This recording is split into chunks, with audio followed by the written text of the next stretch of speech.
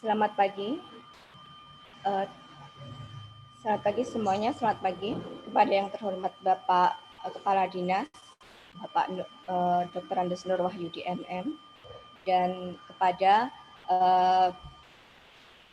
Bapak Ibu-Ibu dari Dinas Tenaga Naker Trans KP. Selamat pagi Bapak Ibu semua. Terima kasih bersedia hadir dan bergabung dalam diskusi implementasi SDGs berperspektif disabilitas Goal 8 tentang ketenagakerjaan. Dalam diskusi kali ini, saya sampaikan susunan acaranya. Yang pertama adalah sambutan dari forum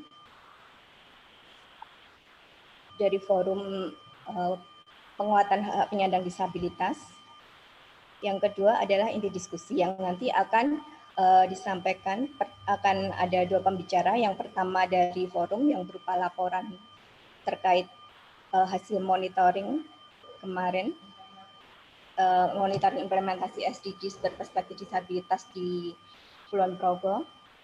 Dan yang kedua nanti akan ditanggapi oleh Bapak Kepala Dinas. Sebelumnya saya sampaikan bahwa diskusi kali ini, diskusi implementasi SDGs berperspektif disabilitas Goal 8 ini merupakan bagian dari advokasi RAD SDGs berperspektif disabilitas, dan ini merupakan rangkaian kegiatan yang sudah kita lakukan bersama sejak 2 tahun yang lalu. Baik, langsung saja untuk menyampaikan sambutan, saya persilahkan kepada Ibu Nuning Suryati Ningsih yang mewakili Forum Penguatan Hak Penyandang Disabilitas. Monggo Ibu Nuning. Ya, terima kasih. Assalamualaikum warahmatullahi wabarakatuh. Salam sejahtera untuk kita semua. Alhamdulillah pada pagi hari ini kita bisa bertemu kembali, berkoordinasi lagi untuk yang sekian kali. Terima kasih kepada Bapak Kepala Dinas Naker Trans Kulon Progo yang pada kesempatan pagi hari ini sudah bisa bersama kami, bergabung bersama kami, yang mana pada kesempatan pagi hari ini kami akan menyampaikan bahwa dalam rangka menindaklanjuti Sustainable Development Goals atau Goal ke-8, tujuan pembangunan yang berkelanjutan, yang beberapa waktu yang lalu kami dari Forum Penguatan Hak Penyandang Disabilitas sudah mempraktekkan hasil training yang sudah kita berikan kepada teman-teman Kulon Progo untuk melakukan sejauh mana implementasi dari Goal 8 dari tujuan pembangunan yang berkelanjutan ini. Adapun beberapa hasil yang sudah kami dapatkan ini adalah untuk menjadikan Kulon Progo yang saat ini sudah memiliki unit layanan dengan disabilitas di Naker Trans, kita akan memberikan tambahan-tambahan mungkin atau mengusulkan ketika hasil monitoring itu nantinya akan bisa menjadi masukan dalam rencana aksi daerah. Saya rasa tidak perlu panjang lebar saya karena ini sudah terlambat waktu kita mulai. Untuk selanjutnya nanti akan ada beberapa materi yang disampaikan dari forum maupun mohon tanggapan dari Bapak Kepala Dinas tentang hasil monitoring kami. Saya rasa itu. Terima kasih. Assalamualaikum warahmatullahi wabarakatuh. Baik. Terima kasih Bu Nuning. Lalu kita sekarang akan menginjak ke acara inti, ya, inti diskusi. Untuk yang pertama akan disampaikan oleh Ketua Forum Penguatan Hak Penyandang Disabilitas, yaitu Ibu Arni Suroanti. Monggo Ibu Arni, langsung aja.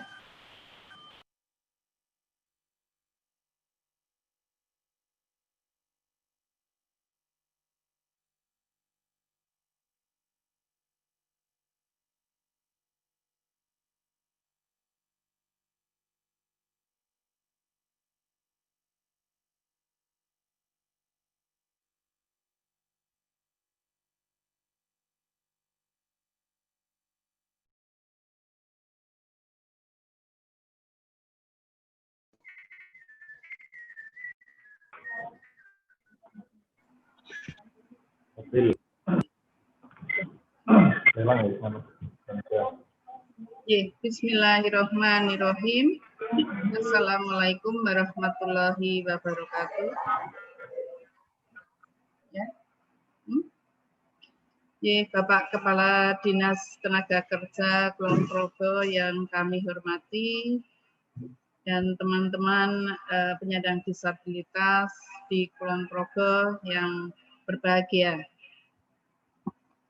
Alhamdulillah pada pagi hari ini kita bisa bertatap muka walaupun melalui tatap maya yang tentunya tidak begitu lancar ya, karena kita tergantung pada koneksi internet. Mudah-mudahan Bapak Kepala Dinas bisa mendengar kami, ya.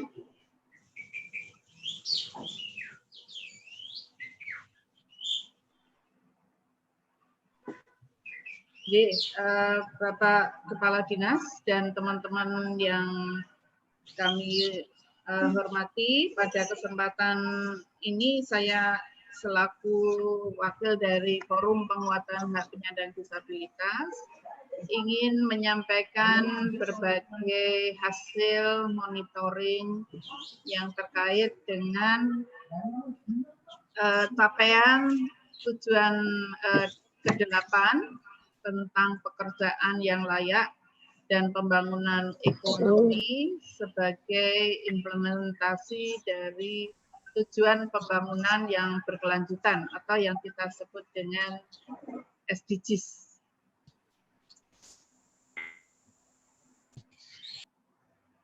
Teman-teman mohon info apakah bisa didengar ya suara kami, suara saya?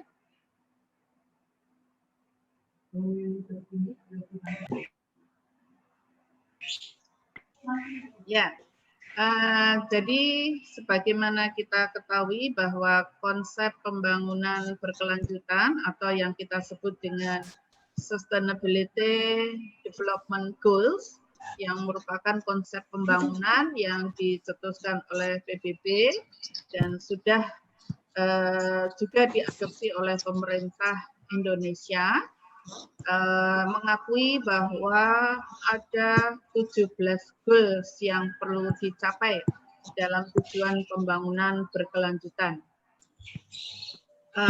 Salah satu tujuan yaitu tentang pekerjaan yang layak. Nah, tentunya tujuan pembangunan yang berkelanjutan, khususnya di pekerjaan ini, tentunya kami harapkan bisa juga berlaku untuk penyandang disabilitas. Nah, oleh karena itu pada kesempatan ini kami ingin menyampaikan hasil monitoring yang sudah dilakukan oleh teman-teman terkait dengan program-program ketenagakerjaan untuk penyandang disabilitas. Bapak, Ibu, dan teman-teman semuanya, bahwa prinsip-prinsip yang dianut di dalam tujuan pembangunan berkelanjutan, seperti kita ketahui ada 3 prinsip utama yang digunakan di dalam Sustainability Development Goals tersebut. Yang pertama adalah universalitas. Artinya di sini bahwa tujuan pembangunan yang berkelanjutan ini itu bisa diterapkan di mana saja, di berbagai negara saja, dan dalam konteks Indonesia tentunya tujuan pembangunan berkelanjutan ini harusnya juga bisa diterapkan di seluruh wilayah Indonesia. Prinsip yang kedua adalah integrasi, di mana tujuan pembangunan berkelanjutan ini tentunya mengandung makna bahwa yang terkait tujuan pembangunan berkelanjutan ini meliputi semua dimensi, baik itu sosial, ekonomi, maupun lingkungan. Dan yang terakhir atau prinsip yang ketiga adalah prinsip no one left behind, yang menjamin bahwa pelaksanaan tujuan pembangunan yang berkelanjutan atau SDGs ini harapannya tentunya harus bisa memberikan kemanfaatan bagi semua, termasuk kalangan yang rentan, yaitu dalam hal ini adalah penyandang disabilitas. Artinya bahwa penyandang disabilitas ini adalah merupakan salah satu dari warga negara yang ada di Indonesia ini, tentunya tidak boleh ditinggalkan di dalam proses pembangunan. Termasuk di dalamnya tentunya pembangunan yang ada di Kulon Progo. Seperti kita ketahui, pada saat ini penyandang disabilitas itu rata-rata punya karakteristik seperti rata-rata mereka tinggal di pedesaan, berasal dari keluarga yang kondisi sosial, ekonomi, dan kesehatannya rendah, tingkat pendidikan dan keterampilan juga umumnya rendah, sehingga kondisi inilah dipersepsikan oleh banyak orang bahwa produktivitas sumber daya manusia penyandang disabilitas itu masih rendah. Ya. Mereka masih banyak menghadapi masalah psikologis, seperti tidak berani keluar rumah, malu, tidak percaya diri, masih merasa ketakutan ya dengan lingkungan sekitarnya. Kemudian juga masih menghadapi berbagai hambatan sosial, ya baik social barrier maupun cultural barrier. Juga hal ini berupa diskriminasi di lingkungan keluarga, masyarakat, ya, di lingkungan sekitar. Dan juga adanya hambatan fisik, yaitu belum tersedianya fasilitas umum yang aksesibel. Rata-rata penyandang disabilitas juga masih sulit untuk mengakses permodalan. Demikian juga apabila mereka melakukan wirausaha mandiri, tentunya juga kemampuan untuk memasarkan juga masih perlu didorong dan ditingkatkan. Bapak, Ibu, dan teman-teman semuanya, bahwa sebetulnya alhamdulillah saat ini kalau kita bicara di Kulon Progo itu sudah ada payung hukum yang mengatur, yang memastikan penyandang disabilitas itu mendapatkan haknya, termasuk di dalamnya adalah hak ketenaga kerjaan. Nah, ini tertuang pada Undang-Undang Nomor 8 Tahun 2016, tertuang pada Perda Nomor 4 Tahun 2012 tentang perlindungan dan pemenuhan hak penyandang disabilitas, dan Perda Kulon Progo Nomor 3 Tahun 2016 tentang perlindungan penyandang disabilitas. Ada 4 hal yang perlu diperhatikan di dalam berbagai kebijakan yang ada, baik di tingkat nasional, di tingkat provinsi, maupun di tingkat kabupaten. Yaitu yang pertama adalah terkait dengan kesempatan kerja formal. Nah, bagaimana penyandang disabilitas itu dipastikan punya kesempatan untuk bisa mendapatkan pekerjaan di sektor formal, baik itu sebagai ASN atau pegawai negeri sipil, atau kerja di BUMD, atau bekerja di perusahaan. Demikian juga masalah perluasan kesempatan kerja, karena kesempatan kerja di sektor formal ini masih menjadi persoalan. Tentunya kesempatan kerja sebagai wirausaha itu menjadi alternatif solusi. Yang ketiga adalah masalah pemberdayaan, ya, baik itu pelatihan, pendampingan, dan jejaring. Ya, ini juga yang masih menjadi persoalan. Kemudian perlindungan tenaga kerja, yaitu terkait dengan pengupahan, jaminan atau asuransi, dan adanya unit layanan tenaga kerja disabilitas. Bapak Ibu semuanya, mengenai hak penyandang disabilitas ini dan bagaimana tentunya kita harapkan pemerintah sebagai pihak yang punya kewenangan untuk memenuhi, menghormati dan melindungi hak penyandang disabilitas. Bagaimana kita ketahui bahwa setiap penyandang disabilitas itu mempunyai hak dan kesempatan yang sama untuk mendapatkan pekerjaan atau melakukan pekerjaan yang layak. Yang kedua, pemerintah berkewajiban memberikan fasilitasi agar penyandang disabilitas mendapatkan kesempatan untuk mendapatkan pekerjaan. Nah, pemerintah daerah dan tentunya khususnya pemerintah kabupaten itu perlu melakukan perluasan kesempatan kerja bagi penyandang disabilitas dalam bentuk usaha mandiri yang produktif dan berkelanjutan. Dengan demikian, penyandang disabilitas dapat dilakukan melalui entrepreneurship atau kewirausahaan, di mana penyandang disabilitas dapat menjadi pekerja atau mendirikan usaha mandiri.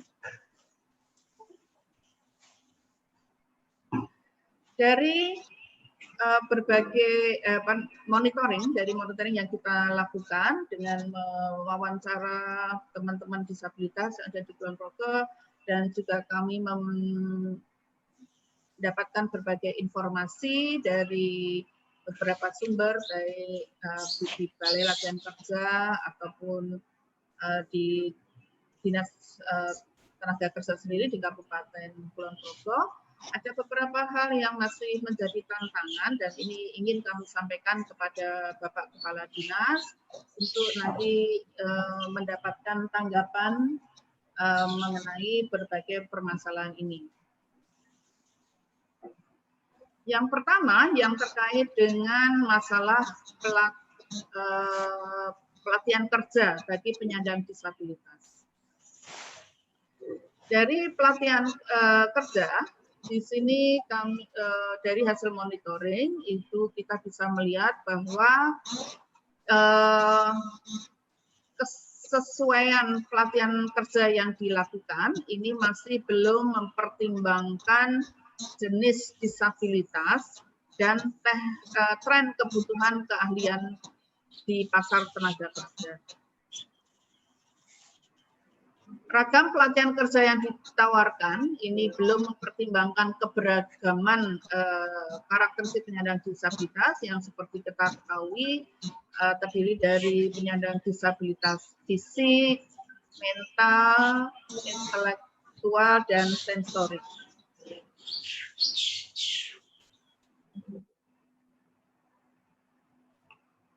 Nah, sementara itu, keterwakilan penyandang disabilitas dalam pelaksanaan pelatihan kerja ini juga belum ada kuota khusus.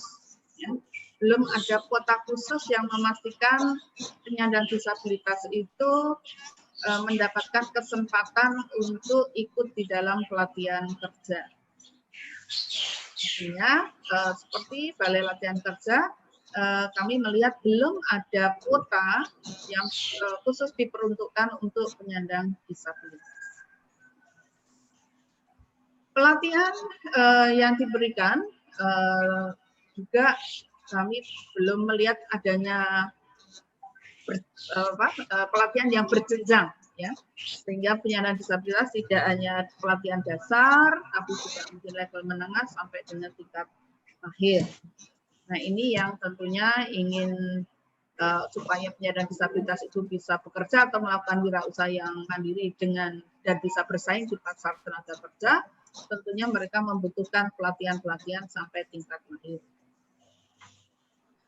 Pendampingan setelah pelatihan juga belum kami lihat, ya, artinya belum semua pelatihan kerja yang dilakukan ini sudah tersedia adanya pendampingan, ya, sampai dengan penyandang disabilitas ini bisa menjalankan wirausaha mandiri dengan lancar. Aksesibilitas fasilitas tempat kerja ini juga belum sepenuhnya tersedia. Jadi penyandang disabilitas ketika misalnya mau melakukan pelatihan, mungkin peralatannya juga masih banyak yang belum aksesibel. Nah, ini tentunya akan lebih mudah bagi penyandang disabilitas untuk bisa mengikuti pelatihan apabila fasilitas kerja itu bisa aksesibel. Dan saya balik.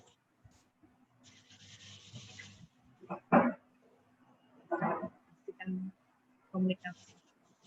Kemudian kurikulum dan metode pembelajaran ini belum memiliki kurikulum atau metode yang khusus diperuntukkan untuk penyandang disabilitas. Karena kita ketahui bahwa penyandang disabilitas itu punya ada kendala-kendala tertentu, maka kurikulum dan media pembelajaran ini mestinya juga dipertimbangkan untuk penyandang disabilitas.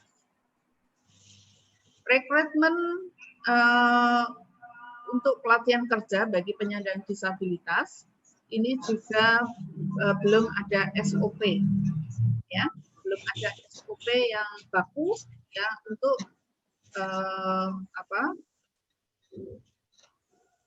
masalah rekrutmen yang memastikan bahwa penyandang disabilitas itu menjadi bagian dari peserta pelatihan kerja. Kemudian masalah sertifikat, ya, perlu adanya sertifikat setelah mereka mengikuti pelatihan kerja. Dan tentunya fasilitas kerja setelah latihan ini juga tentunya diperlukan bagi teman. Di masalah fasilitasi pemerintah untuk mendapatkan pekerjaan di sektor formal, tentunya akan mudah apabila di kabupaten itu memiliki unit layanan ketenagakerjaan. Dan kami lihat di Kulon Progo sudah memiliki, walaupun tentunya peran unit layanan ketenagakerjaan yang ada di Kulon Progo perlu untuk selalu ditingkatkan.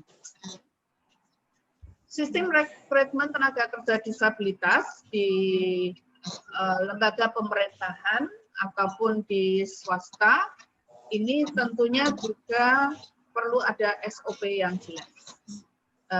Beberapa pengalaman rekrutmen di pemerintahan ini masih menetapkan hanya diperuntukkan untuk penyandang disabilitas tertentu saja. Nah, untuk penyandang disabilitas yang tidak disebutkan di situ tentu saja akan tertinggal di dalam proses rekrutmen.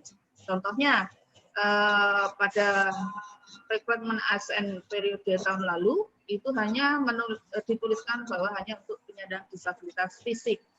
Nah, berarti yang mental, intelektual, dan sensorik itu tentunya sudah terdelete dari persyaratan administratif yang ada.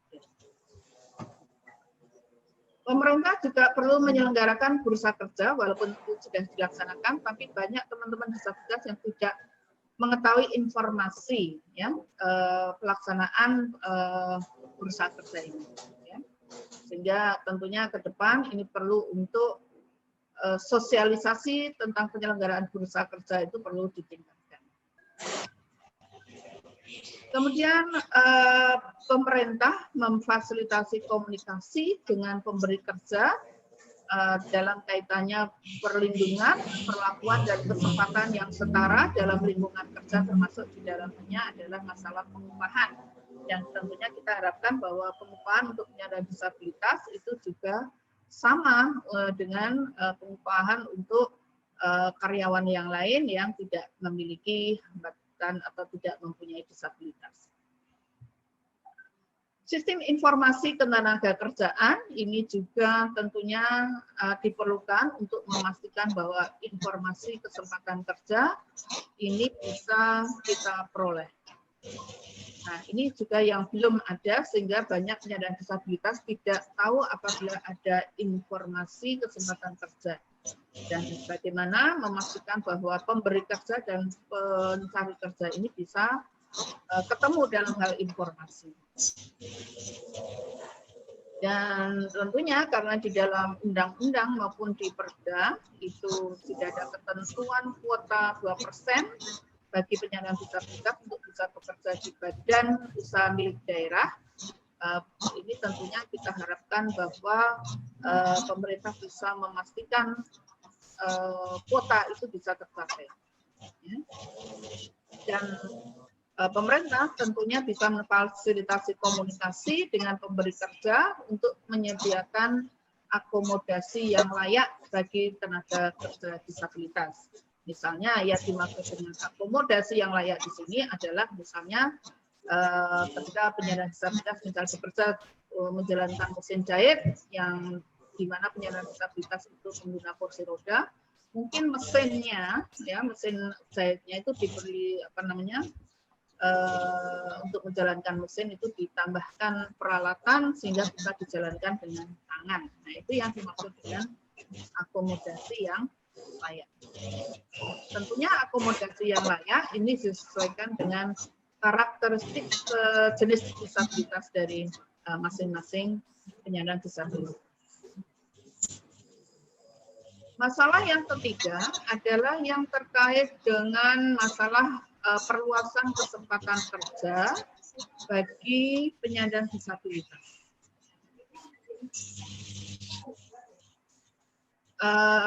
Di dalam perluasan kesempatan kerja bagi penyandang disabilitas melalui wirausaha mandiri ini,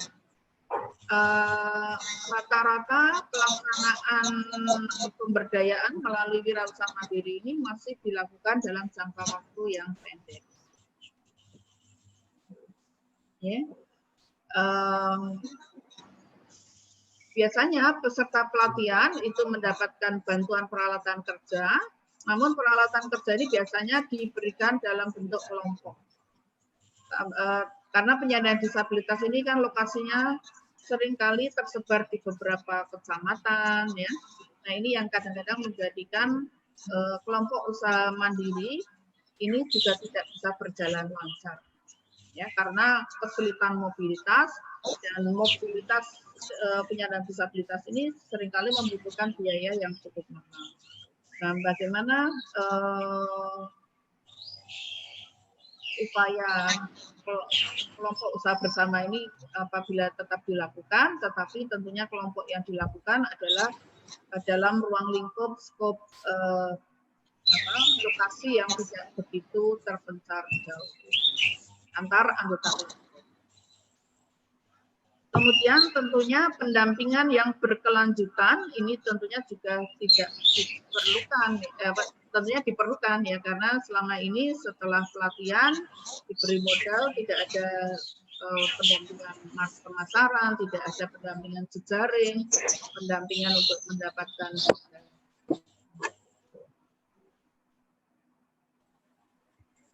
Jadi berdasarkan kelemahan itu tentunya perlu diidentifikasikan strategi, penentuan program dan kegiatan. Kalau kita bicara strategi, ini ada beberapa strategi yang mungkin kami tawarkan, yang tentunya bisa menjadi cara untuk mengatasi berbagai persoalan tadi.